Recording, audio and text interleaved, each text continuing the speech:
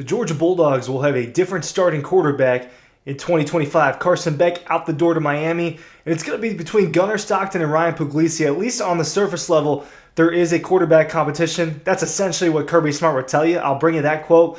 But what I will tell you is, with what I saw at practice recently and what insiders are telling us at practice, Gunnar Stockton is QB1 for now, and it is his job to lose this offseason. He is the leader in the clubhouse to be the starting quarterback for the Georgia Bulldogs when they kick off the season against Marshall at the end of August. So, it is a competition, but Gunnar Stockton's QB1 for now reminds me of the 2023 offseason when Carson Beck was kind of in a similar situation. Older guy, leader in the clubhouse, had to fight off Brock Vanderdorf and Gunnar Stockton, but we knew he was going to be a starting quarterback. I think we're in that situation with Gunnar right now. Let me bring you a little bit of what we're hearing from insiders and what I've seen myself at the competition. I'll bring you a little bit of what Kirby has had to say, and let's get into this. Assuming that Gunnar Stockton is going to be the quarterback for Georgia and what that means. Ryan Curley from Dawg Post always talking about Georgia's quarterbacks, always talking about Gunnar Stockton. It seems like, look, this is what I'm hearing right now,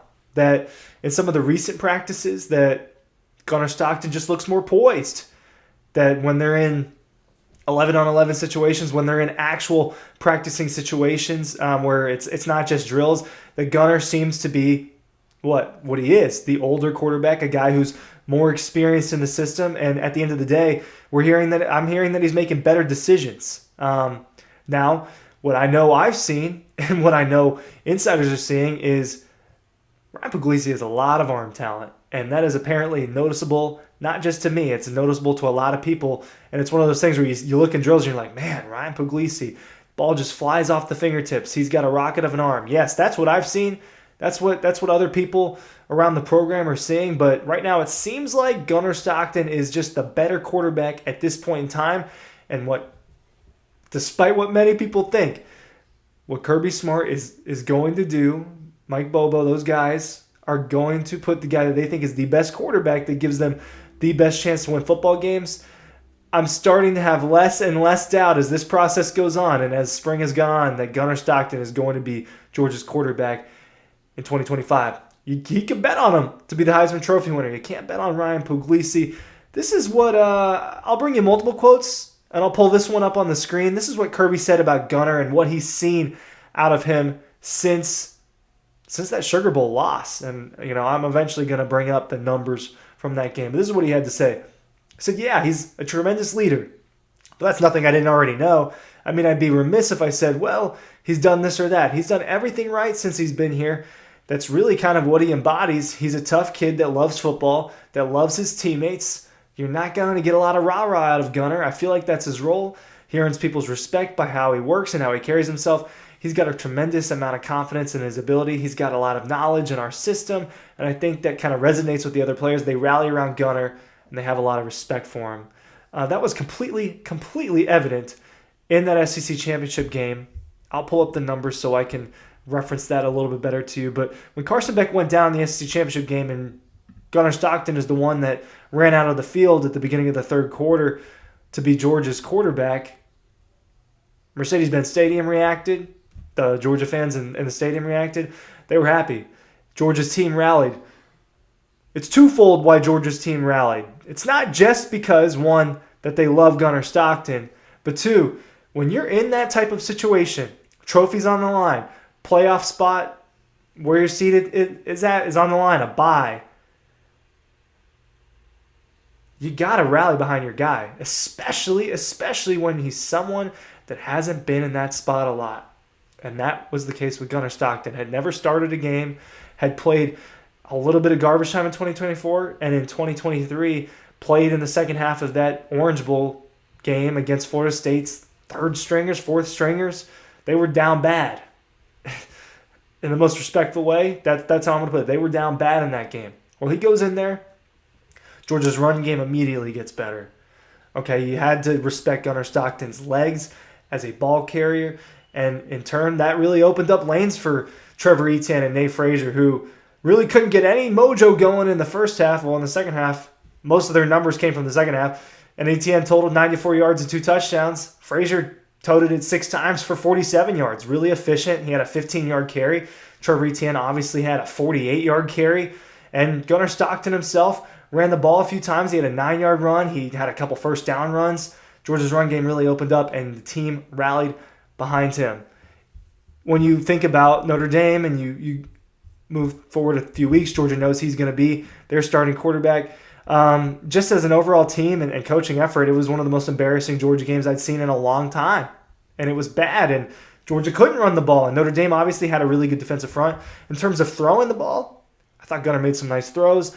Nothing was too complex. He wasn't doing as many checks at the line of scrimmage that you saw with Carson Beck. I think that kind of thing will come with experience for Gunnar. I've known about Gunnar for a long time, probably a lot longer than all of you watching this video. I grew up near him, close to him up there, and I've known about him since he was in middle school, and I knew, hey, this guy's going to be the Raven County quarterback one day. You better watch out for him. The guy that was the starting quarterback for Raven County ahead of Gunnar Stockton, and Raven County's up in the northeast corner of Georgia, His name was Bailey Fisher, wore number 14 at Raven County, just like Gunnar ended up doing. He ended up playing for Tennessee Tech, I believe. He went on to play college. He had a lot of records. Gunnar ends up shattering everything up there, and it ends up putting his name all over the Georgia high school record book. Gunnar Stockton's been in big moments, and now he's been in big moments at the University of Georgia. Some that have gone his way, the second half of the SEC Championship game, and now some that haven't gone his way, the Sugar Bowl against Notre Dame in the College Football Playoff. He does not have a ton of experience, but he will have these moments and these experiences if he's Georgia's starting quarterback. Flip it around, what if it ends up being Puglisi? What if something happens to Gunnar? What if Puglisi just starts playing better and ends up kind of taking this job from him? Well, you're getting a guy who probably has a more talented arm, has a lot of zip, but will be even more raw than Gunnar Stockton. So just note that. But kind of projecting Georgia's offense, and if it really is Gunnar and what the insiders are telling us and what I've seen with my own eyes aren't lies, then I think Georgia's run game has potential to be much better. Remember, a year ago they had a bad rushing season for Georgia, historically one of the worst this century, right? When you talk about starting since 2000, it was like the second or third worst rushing year in a long time. 1,700 total yards on the ground.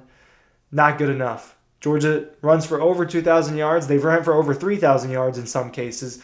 It just wasn't to Georgia's standard. I think that it really bogged Georgia's offense down. It put too much on Carson Beck's shoulders, and it put too much on his shoulders with a supporting cast and a receiving core that wasn't as talented. So it all blended together. The offensive line didn't play as well. The running backs weren't as reliable.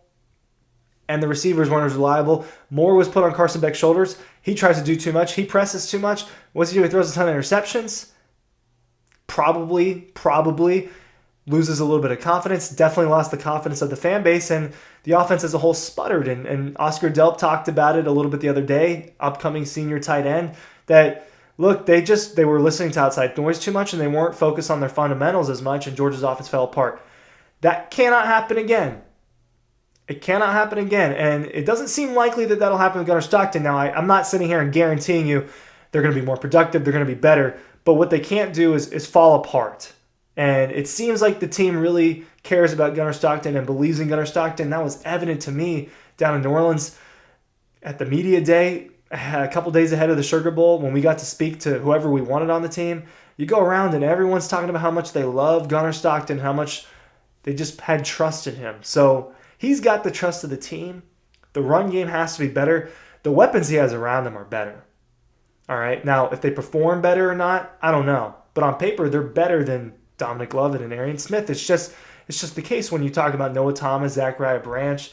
I think that a couple of the freshmen coming in have an opportunity to get on the field.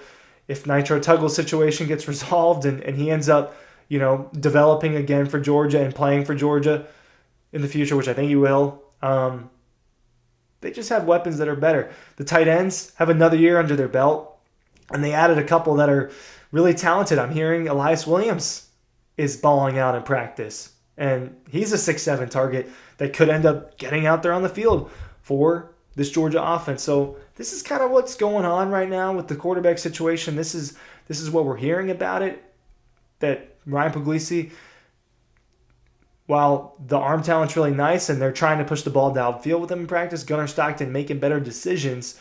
And it's kind of what I've seen in everything that I've gotten to see myself. So that's what's the deal with the Georgia quarterback situation. Thank you for watching. Links are down below.